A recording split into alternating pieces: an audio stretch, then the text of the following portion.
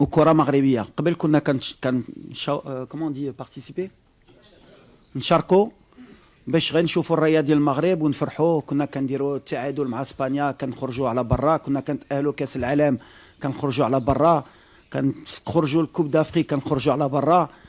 وواحد حماق في حالي جا في 2022 وقال لهم ولا درتو نيا نقدروا نديو، وبداو يثيقوا فيها من الصغار حتى الكاس عرب. دابا ما كانش شي مغربي اللي غيقول لك خصنا نديو الكاس افريقيا ولا نديو حتى كاس العالم.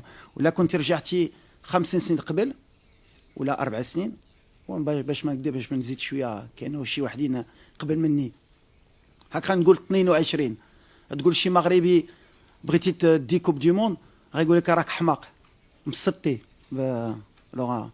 دابا كيامنوا كيقول خصك دي كوب دي موند، خصك دي كوب دافريك. دخلنا في واحد ليغ اخرى بحال اللي كنت كنقول لو نوفو ماروك كنجيو خصنا نربحو.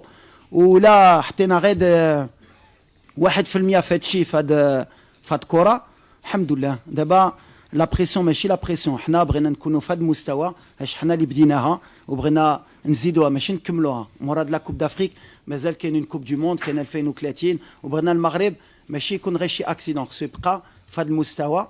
وهي هادي المغرب جديد اللي بغينا في اي، ماشي غير في الكره، في اي حاجه. شفتي ولا خرجتي في المغرب الحمد لله. سا ماجيستي الله ينصرو اللي دار في هاد البلاد، كيفاش بنا هاد البلاد، شنو حطانا هاد لا موتيفاسيون حتى حنا نخدموا باش نكونوا في مستوى. هي هادي نيو موروكو.